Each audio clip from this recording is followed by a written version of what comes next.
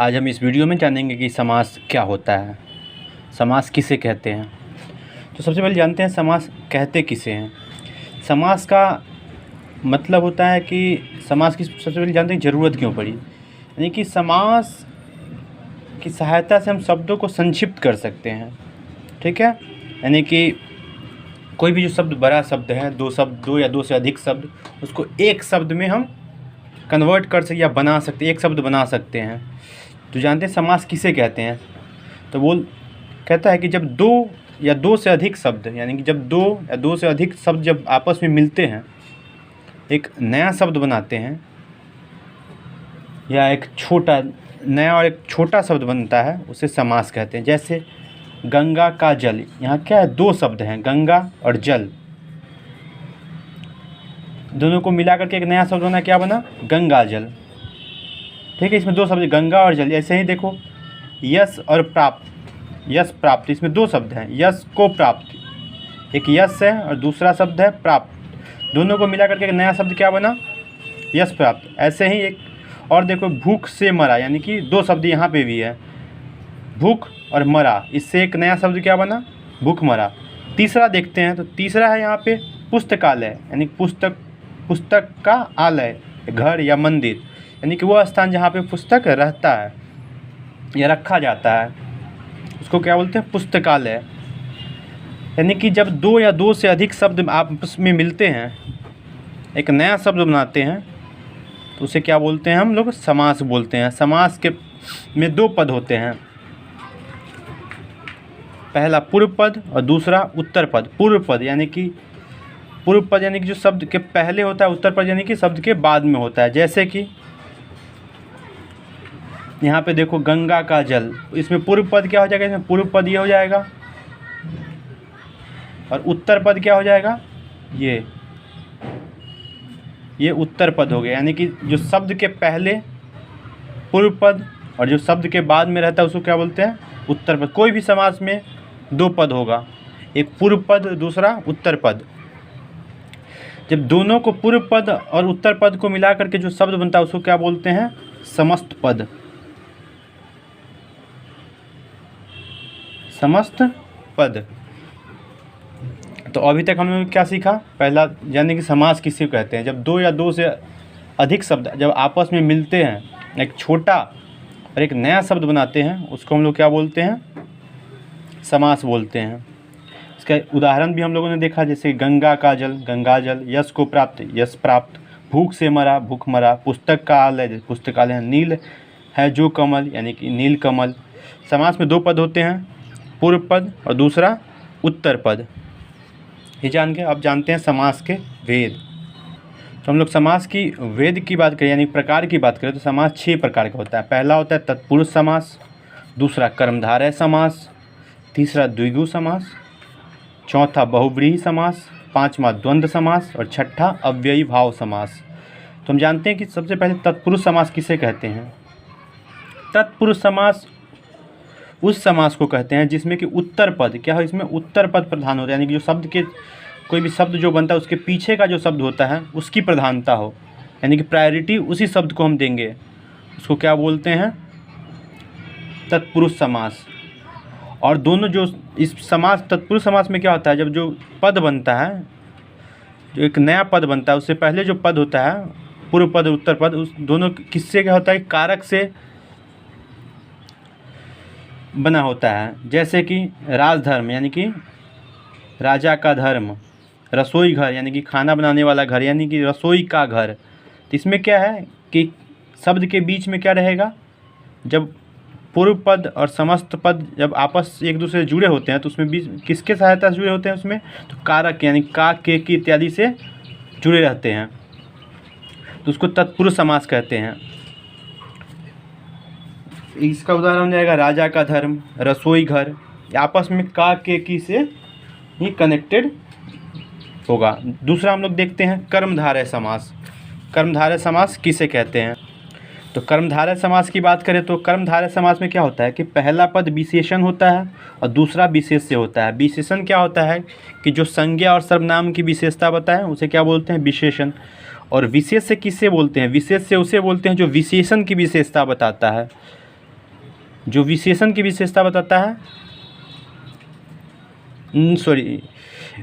विशेषण जिसकी विशेषता बताए उसे विशेष्य कहते हैं, और विशेषण की विशेषता बताने वाले शब्द को क्रिया विशेषण कहते हैं। ठीक है, तो क्या बोलता है कि कर्मधारय समास में पहला पद विशेषण तथा दूसरा पद विशेष्य होता है, अथवा एक पद उपमान और दूसरा उपमेय होता है। यानी कि इसको आसान भाषा में समझे तो पहला पद क्या होता है कि विशेषण और दूसरा विशेष्य। जैसे कि प्रधानाध्यापक, यानी कि प्रधान है जो अध्यापक, क्या इसमें कि प्राध्यापक और प्रधान, ये हो गया विशेष्य और ये हो गया विशेषण। यानी कि प्रधान क्या है, अध्यापक की विशेषता, यानी विशेषण ये हो गया, और ये विशेष्य यानी कि विशेषण जिसकी विशेषता बताए। तो ये विशेषण किसकी विशेषता बता रहा है, तो ये अध्यापक, ये विशेष्य हो जाएगा, और ये विशेषण। यानी कि इसमें क्या होता है, कर्मधारय समास में पहला पद विशेषण होता है। ऐसे ही आप देख सकते हैं घनश्याम, घन के समान श्याम, नीला कंठ, नीला है जो कंठ, यहाँ क्या ये विशेषण है, ये विशेष्य है। विशेषण जिसकी विशेषता बताए, यानी कि कंठ की विशेषता बता रहा है। ऐसे ही और उदाहरण जैसे अंधकूप, अंधा है जो कूप, या पंचक्की, पानी से चलने वाली चक्की, पीताम्बर, पीता है जो पीत है जो अंबर, या इसी और जान सकते हैं बैलगाड़ी, बैलों से खींची जाने वाली गाड़ी। इसमें बेसिकली इसमें क्या होता है ना कि तत्पुरुष समास में पहला होता है कि आपस में जो दो पूर्व पद और उत्तर पद का के की से कनेक्टेड होते हैं, और दूसरा कर्मधारय समास में क्या होता है कि विशेषण विशेष्य का इसमें संबंध होता है। पहला पूर्व पद क्या होता है विशेषण, और उत्तर पद क्या होता है विशेष्य इसमें होता है, उसको हम बोलते हैं कर्मधारय समास। अगला हम लोग देखते हैं द्विगु समास।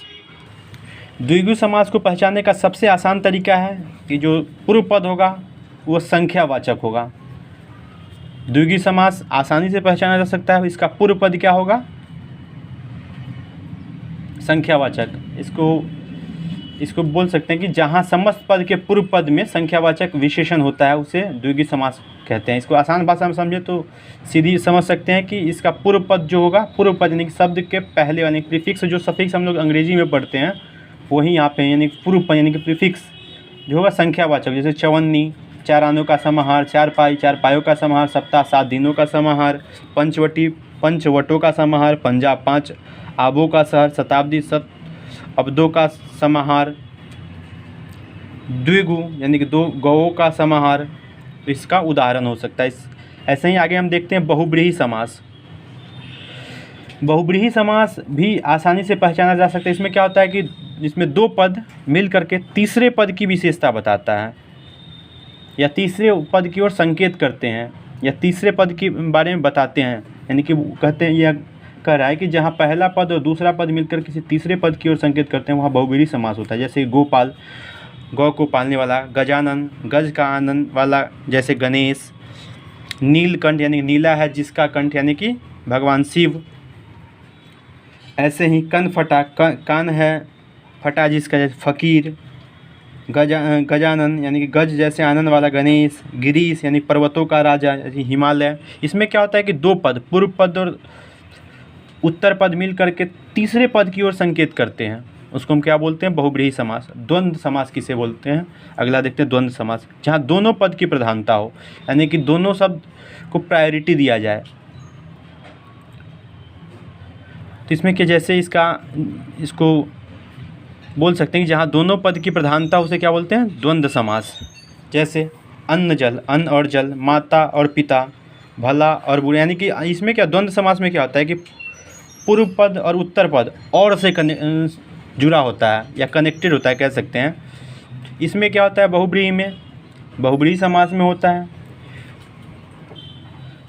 अगला हम लोग देखते हैं अव्ययी भाव समास। अव्ययी भाव समास में क्या होता है कि जिस समास में पहला पद अव्यय हो उसे अव्ययी भाव समास, यानी कि जैसे कि नीडर, इसमें नीडर यानी कि जो हम लोग पढ़ते हैं ना प्रीफिक्स और सफिक्स, यानी कोई भी रूट वर्ड रहता है ना उसमें प्रीफिक्स और प्रीफिक्स जोड़ के कोई नया शब्द बनाते हैं।